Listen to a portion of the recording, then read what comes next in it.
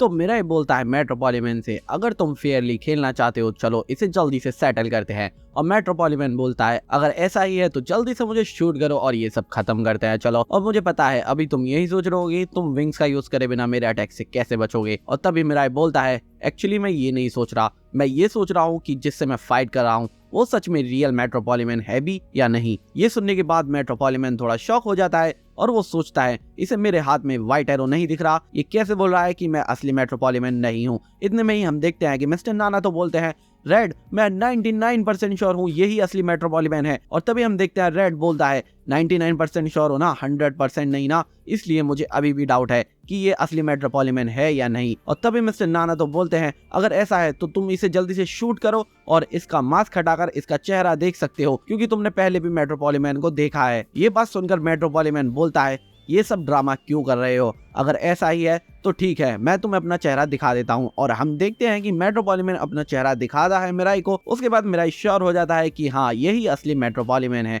पता नहीं मिराई ऐसा क्यों करता है पर वो उसका चेहरा देख लेता है। मेट्रोपॉलिमैन और रेड जितनी भी बातें कर रहे हैं उसे सब लोग देख रहे हैं लाइव टीवी पर। उसके बाद हमें पता चलता है कि सिक्योरिटी एजेंसी उन लोगों की लोकेशन पता करने की कोशिश करती है, लेकिन हमें पता चलता है कि असल में कोई उनकी लोकेशन ट्रैक करने से सिक्योरिटी वालों को कोई ब्लॉक कर रहा है। उसके बाद हम देखते हैं मिराई बोलता है चलो ठीक है अब इसे हम खत्म करते हैं। और वो बोलता है अगर मैं तुम्हारे पास आकर तुम्हें फायर करूँ एरो से तो ये बिल्कुल अनफेयर होगा और चीटिंग होगी, लेकिन अगर मैं तुम्हारे पास आकर तुम्हें शूट करने की बजाय स्टेप कर दूं तो ये बिल्कुल भी अनफेयर नहीं होगा। मेट्रोपॉलिमैन सोचता है आखिरकार ये कर क्या रहा है। फिर हम देखते हैं कि मिराई उसकी तरफ भागने लग जाता है अपने एरो के साथ बहुत ही ज्यादा स्पीड में। और मेट्रोपॉलिमैन बोलता है तुम बहुत बड़े बेवकूफ हो, तुम बस इजी कर रहे हो मेरे लिए खुद को मारना। और मेट्रोपॉलिमैन अपना व्हाइट एरो शूट कर देता है जिसे कि मिराई ब्लॉक कर देता है। और हम देखते हैं कि मिराई मेट्रोपॉलिमैन के ऊपर जंप कर जाता है अपना रेड एरो शूट करने के लिए, लेकिन हम देखते हैं कि मेट्रोपॉलिमैन उस रेड एरो को रोक देता है अपने हाथ से। लेकिन असल बात ये नहीं होती, दरअसल बात ऐसी होती है कि उसे ऑलरेडी किसी और ने रेड एरो से शूट कर रखा होता है।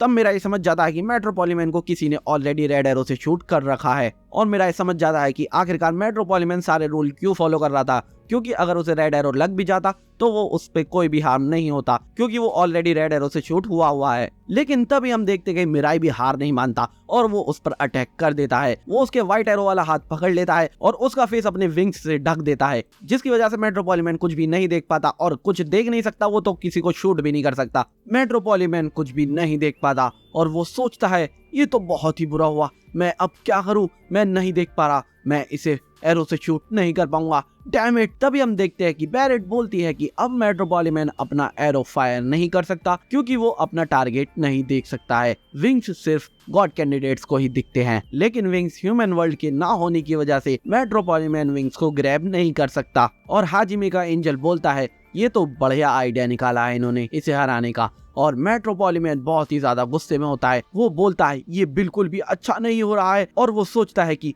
रेड को मुकाइडो ने शूट करा है रेड एरो से, अगर रेड खुद भी मुझे नहीं मारेगा तो ये पॉसिबल है कि वो मुकाइडो को नहीं रोकेगा मुझे मारने से। और इसलिए मेट्रोपॉलिमैन अपने दूसरे हाथ में एक चाकू निकालता है और वो उसे स्टैब करने लग जाता है रेड पर। और मेट्रोपॉलिमैन उसके पेट में स्टैब करता ही रहता है लेकिन रेड बचता रहता है। एक दो बार वो स्टैब हो जाता है लेकिन वो फिर बचता रहता है। दोस्तों यार वीडियो बनाने में काफी ज्यादा टाइम और मेहनत लगती है, अगर तुम्हें मेरी वीडियो पसंद आ रही हो तो यार वीडियो को लाइक कर दो और चैनल को सब्सक्राइब करके अपने इस भाई को थोड़ा सपोर्ट करो। और फिर हम देखते हैं मेट्रोपॉलिमैन रेड में लात मारता है और वो बोलता है मेरे हाथ को छोड़ दो, मुझे जाने दो, हटो मेरे पास से। और वो अपनी एंजल मीजा से बोलता है मेरे व्हाइट एरो को ट्रांसफर करो मेरे दूसरे हाथ में, लेकिन वो कुछ भी रेस्पॉन्ड नहीं करती है। वो खड़ी खड़ी उसे देखती रहती है सिर्फ और कुछ भी नहीं करती है। और तभी हम देखते हैं कि साकी आ जाती है और साकी उसका दूसरा हाथ पकड़ लेती है। और साकी यानी कि येलो और मिराई यानी कि रेड दोनों ही मेट्रोपॉलिमैन को पकड़ लेते हैं। मेट्रोपॉलिमैन पूरी कोशिश करता है अपने आप को छुड़ाने की, वो बहुत ही ज्यादा मेहनत करता है और वो कोशिश करता है कि कैसे भी वो इनसे छूटकर जा पाए और वो अपने विंग्स निकाल लेता है। तभी रेड बोलता है येलो अपने रिंग्स यूज करो और इसके हाथ बांध दो उनसे। और हम देखते हैं कि वो दोनों अपने अपने रिंग्स यूज करके मेट्रोपॉलिमैन के हाथ बांध देते हैं। रेड और येलो बहुत ही ज्यादा थक जाते हैं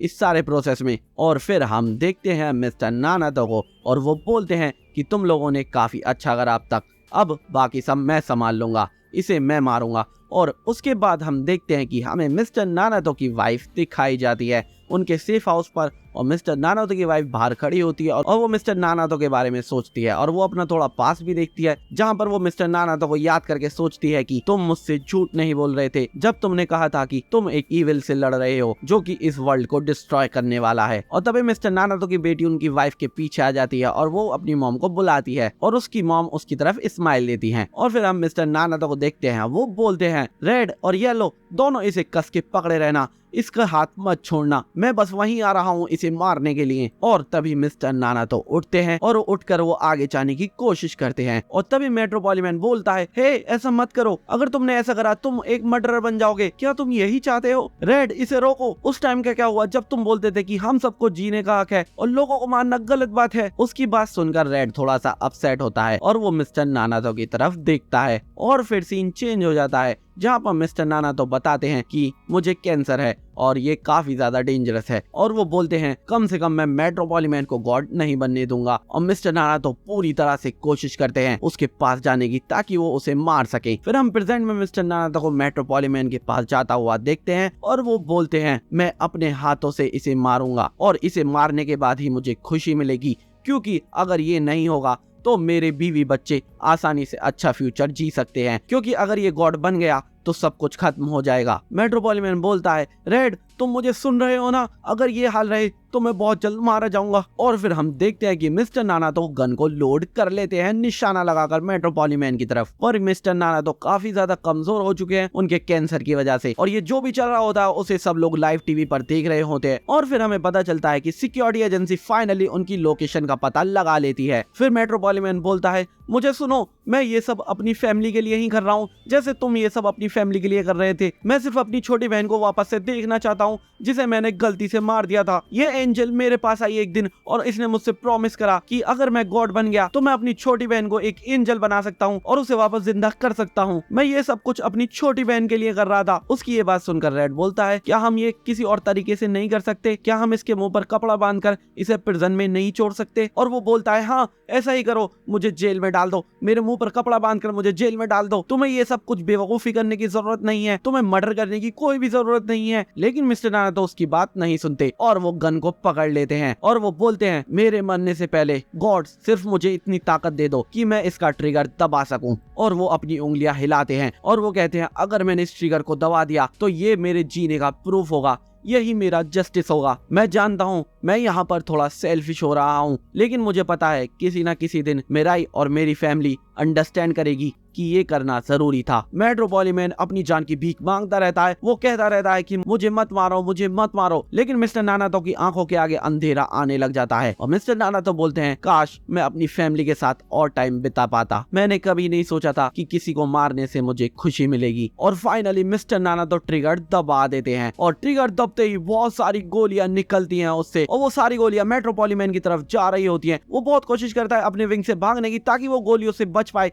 लेकिन रेड और येलो ने उसे पकड़ रखा होता है और उसे वो नहीं छोड़ते हैं। और तभी हम देखते हैं मेट्रोपॉलिमैन बोलता है मैं गॉड नहीं बनना चाहता रेड, तुम चाहो तो तुम बन सकते हो, तुम जो चाहोगे मैं वो करूंगा। तुम्हें पैसा चाहिए तो मैं जितना चाहिए उतना पैसा दूंगा, कितना चाहिए बताओ? 1 बिलियन 10 बिलियन जितना भी मांगोगे मैं सब तुम्हें दूंगा, मैं तुम्हें कुछ भी दूंगा। शीगेट मैं तुम्हें अपनी वाइफ बना लूंगा, तुम्हें जो चाहिए मैं वो दूंगा, बस मुझे छोड़ दो, मैं तुम्हारी हर एक विश पूरी करूंगा। मेट्रोपॉलिमैन पूरी कोशिश करता है बचने की, लेकिन कुछ भी काम नहीं करता और वो बोलता है आई थिंक यही मेरा एंड है। और हम देखते हैं कि सारी गोलियां एक एक करके मेट्रोपॉलिमैन के अंदर घुस जाती हैं और मेट्रोपॉलिमैन के अंदर घुसते ही मेट्रोपॉलिमैन बहुत ज्यादा जोर से चीखने लग जाता है और सारी गोलियां उसे छल्ली छल्ली कर देती हैं। वो उसकी बॉडी के अंदर चली जाती हैं और उसके हार्ट पे भी स्टैब कर देती हैं। और तभी हम देखते हैं कि फाइनली मेट्रोपॉलिमैन यहाँ पर मारा जाता है। उसकी बॉडी में बहुत सारे होल्स हो जाते हैं और वो अपने लास्ट मोमेंट में अपनी बहन रिया को याद करता है। और जैसे ही मेट्रोपॉलिमैन मारा जाता है